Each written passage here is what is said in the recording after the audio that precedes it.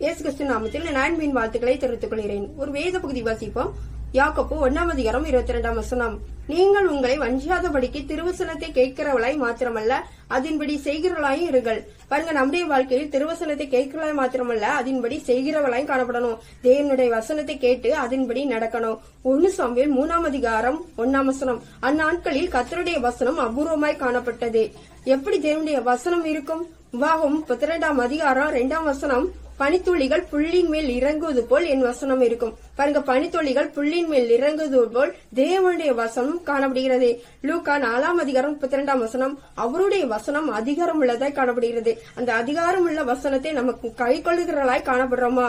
1 பேதுரு 1:25 கர்த்தருடைய வசனமே என்றென்றைக்கும் நிலைத்திருக்கும். பாருங்க, அவருடைய வசனமே என்றென்றைக்கும் நிலைத்திருக்கும் போது அவருடைய வசனத்தை கை கொண்டு அதன்படி நடக்கிறவர்களாய் காணப்படணும். தேவனுடைய வசனத்தை கேட்டு அதன்படி செய்கிறவர்களே எனக்கு தாயும் எனக்கு சகோதரமாய் இருக்கிறார்கள். இங்க வேதத்துல பாக்குறோம். வெளிப்படுத்தல் 3:10 என் பொறுமையை குறித்து சொல்லிய வசனத்தை நீ காத்து கொண்டபடியினால் பூமியில் குடியிருக்கிறவர்களை சோதிக்கும்படிக்கு பூச்சகரத்தின் மேலெங்கும் வரப்போகிற சோதனை காலத்திற்கு தப்பும்படி நானும் காப்பேன். பாருங்க, நம்மளை சோதனை காலத்தில் தப்பும்படியாக தேவன் காக்கிறவராய் காணப்படுகிறார். நம்முடைய தேவனுடைய வசனத்தை கைகொண்டு செயல்படும் போது நம்மளை எந்த சோதனை காலத்திலும் எந்த நேரத்திலும் நம்மை கூட இருந்து பாதுகாக்கிறவராய் செயல்படுகிறார். இங்க பாக்குறோம். சங்கீதம் 119:105 உம்முடைய வசனம் என் கால்களுக்கு தீபமும் என் பாதைக்கு வெளிச்சமாய் காணப்படுகிறது.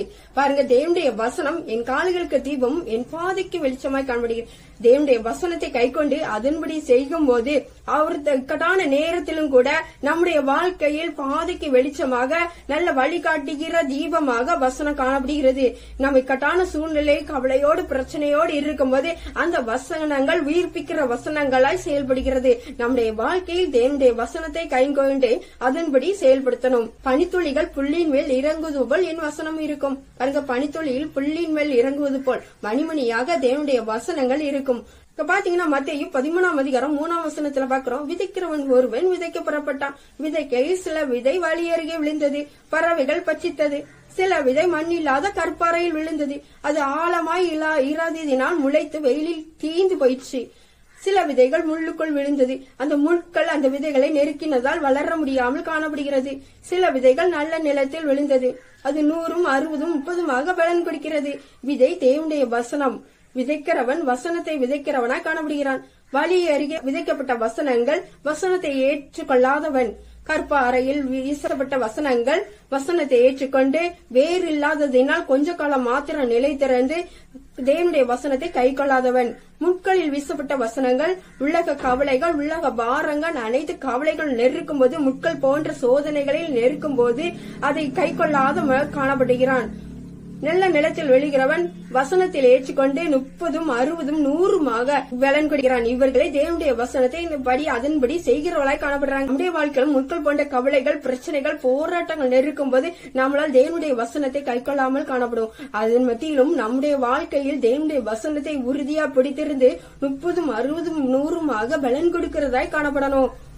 17:10 பவுலும் சீலாவும் பெரையா பட்டணத்தில் இருந்தார்கள். அங்கே யூதருடைய ஜெபாலயத்திற்கு போனார்கள். அந்த பட்டணத்தார் மனோவாஞ்சையாய் வசனத்தை ஏற்றுக்கொண்டு காரியங்கள் இப்படி இருக்கிறதா என்று தினந்தோறும் வேத வாக்கியங்களை ஆராய்ந்து பார்த்ததில் தெசலோனிக்கர் உள்ளவர்களை பார்க்கலாம் நற்குணசாலிகளாய் இருந்தார்கள். நம்முடைய வாழ்க்கையிலும் நற்குணசாலிகளாய் இருக்கணும்னா தேவனுடைய வசனத்தை தினந்தோறும் கை கொண்டவர்களாய் காணப்படணும். அது மாத்திரமல்ல, நம்ம வாஞ்சையோடு மன வாஞ்சையோடு செயல்படுகிறோமா? வேத வசனத்தை தியானித்து செயல்பட்ட பிறகுதான் அதன் பின் மற்ற காரியங்களில் ஈடுபடுகிறதாய் காணப்படணும். நம்முடைய வாழ்க்கையிலும் தேவனுடைய வார்த்தையை தேவனுடைய வசனத்தை ஏற்றுக்கொண்டு அதன்படி நடக்கும் போது நம்மளும் மற்ற காரியங்களில் நற்குணசாலிகளாய் காணப்பட முடியும். எபிரேயர் 4:2 கேட்டவர்கள் விசுவாசம் இல்லாமல் அவர்கள் கேட்டபடினால் அவர்கள் கேட்ட வசனம் அவர்களுக்கு பிரயோஜனம் இல்லை. பாருங்கள், ஒவ்வொருவரும் நம்ம கேட்கிற வசனங்கள் கேட்கிற காரியங்கள் விசுவாசம் இல்லாமல் கேட்கும் போது அது பிரயோஜனப்படாது.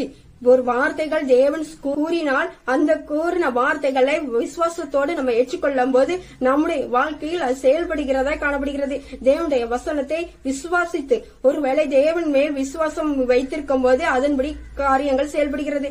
நம்முடைய வாழ்க்கையில் நீ விசுவாசித்தால் தேவனுடைய மகிமை காண்பா என்று வசனம் இருக்கும்போது அந்த வசனத்தை நம்ம விசுவாசிக்காமல் விசுவாசிக்காமல் இருக்கும்போது தேவனுடைய மகிமையை நம்மால் காண முடியாது. அதுபோலதான் ஒவ்வொரு காரியங்களையும் தேவன் குறிப்பிட்ட காரியத்தில் சொல்லும் வார்த்தைகளை, வசனத்தை உங்களுடைய வாழ்க்கையிலும் தேவனுடைய வசனமே உங்களுடைய கால்களுக்கு தீபமும் உங்களுடைய பாதைக்கு வெளிச்சமாய் காணப்படும். தேவன் உங்களை ஆசீர்வதித்து உங்களுடைய தேவனுடைய வசனத்தை நீங்க அனுதினமும் கைக்கொண்டு அவருடைய பாதையில் நீங்க செயல்படும் போது தேவன் உங்களை மகிமையா நடத்த வல்லவர். ஆமென்.